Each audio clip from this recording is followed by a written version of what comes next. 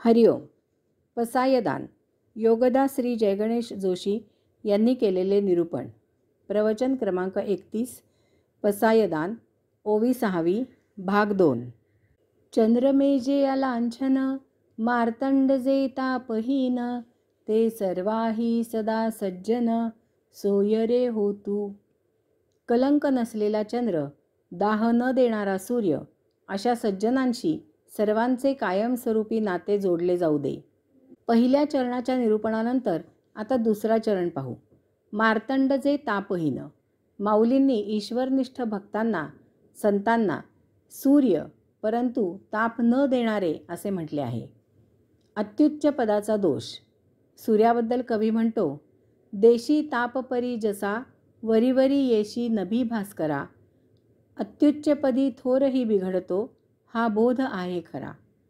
सूर्य फार उपयुक्त आहे. सूर्य नसेल तर जगाचा कारभार ठप्प होईल, गोठून जाईल. सकाळी सकाळी सूर्याची किरणे कशी कोवळी कोवळी असतात, अंगावर घ्यायला आल्हाददायक वाटतात. परंतु हाच सूर्य जसजसा वरवर जाऊ लागतो तसतसे त्याच्या किरणांची उष्णता वाढू लागते आणि आपल्याला ती सहन होत नाही. दुपारी तर याच सूर्याच्या उन्हाचा आपल्याला दाह होऊ लागतो. आपण सावलीचा आश्रय घेतो. हा त्या सूर्याचा दोष नसून त्याच्या वर चढण्याचा आहे. परंतु हेही लक्षात घ्यावे की सायंकाळी जेव्हा सूर्य मावळतीला जाऊ लागतो तेव्हा त्याच्या किरणांची उष्णता कमी कमी होऊ लागते. तो निस्तेज होतो आणि मावळतो. श्री ज्ञानेश्वर माऊलींनी याचा येथे रूपक म्हणून उपयोग केलेला आहे. कालपर्यंत साळू कचेरीमध्ये आपल्या सहकाऱ्यांबरोबर छान मिळून मिसळून हास्यविनोद करत खेळीमेळीने वागत होता. चहा प्यायला गेला तर 1 कप चहा मागवून कधी तुला कप मला बशी, तर कधी तुला बशी मला कप असे करत दोघात पीत होता. कधी तुझा तंबाखू तर माझा चुना, तर कधी तुझा चुना तर माझा तंबाखू असा तंबाखूचा बार मळत होता. एकमेकांच्या खांद्यावर हात टाकून अड्ड्या अड्ड्यावर भटकत होता. सकाळी जेवणाचा डबा घेऊन कचेरी गाठत होता. कोणी चालत येताना दिसला तर त्याला वाकडी वाट करून स्कूटरवरून घेऊन येत होता. परंतु आता साळूला वरची जागा मिळाली, बढती मिळाली. तो वरिष्ठ झाला. लगेच सारा नूरच बदलला.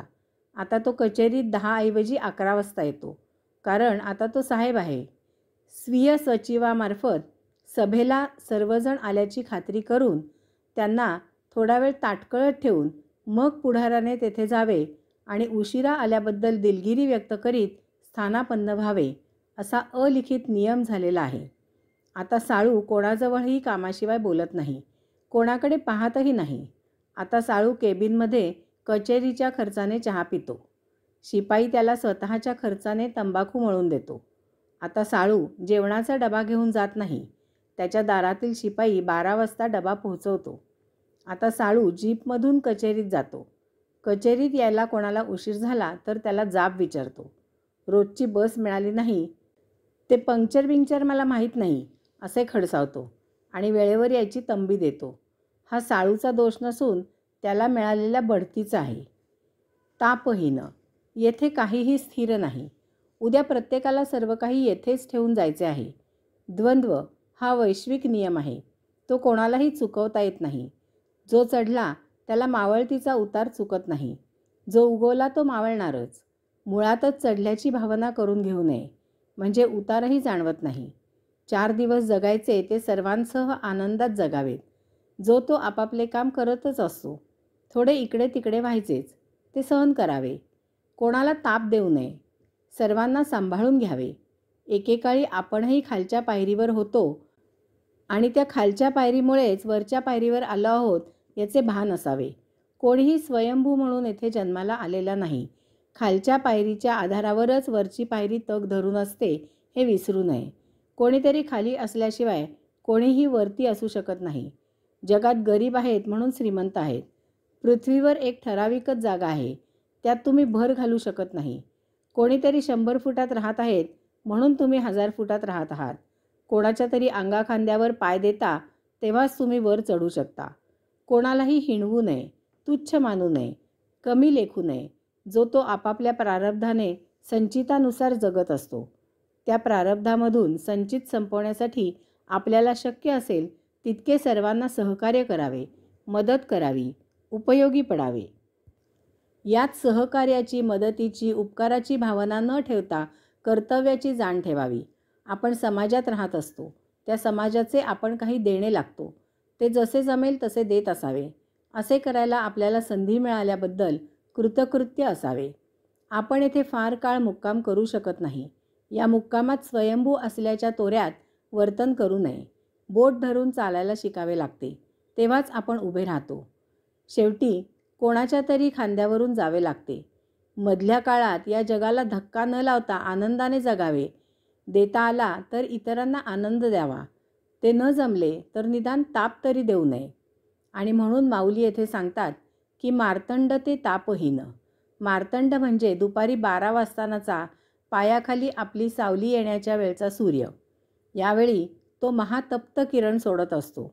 माऊली अशा प्रवृत्तीला सांगत आहेत की आपण जरी उच्चपदस्थ असलात तरी कोणाला त्रास, पीडा, वैताग देऊ नका. कोणालाही छळू नका. ती पायाखालची सावली तुडवू नका. आपल्याला खालच्या पायरीमुळेच वरती थांबता येते हे विसरू नका. काही कालावधीचा प्रश्न आहे. आपण खाली जाणार आहात. पुढाऱ्यांनी जाण ठेवायची की गल्लीकर आपल्या बाजूने आहेत म्हणून तुम्ही दिल्लीकर आहात. संत सूर्याप्रमाणेच ज्ञानप्रकाशाने तळपणारे असतात, परंतु ते अज्ञानींचा अज्ञानरूपी अंधकार नष्ट कसा होईल यासाठी झटत असतात. त्यांना तुच्छ वर्तणूक देत नाहीत. वर्षातून एक सौजन्य सप्ताह पाळायचा आणि बाकी 51 सप्ताह मगरुरी करत हिंडायचे. संत तसे नाहीत. माऊली आणि त्यांच्या भावंडांना हे फार सहन करावे लागले आणि तरीही माऊली त्याबद्दल एक चकार शब्दही न बोलता सर्वांच्या उद्धारासाठी पसायदान मागत आहेत. ज्ञानी आणि संत यामधील हाच फरक आहे. ज्ञानी सभ्यता ज्ञानाने जाणतो आणि ती जाणीव ठेवून सभ्यतेने वागतो, परंतु संत स्वभावतःच सभ्यपणे सहजच आचरण करतात.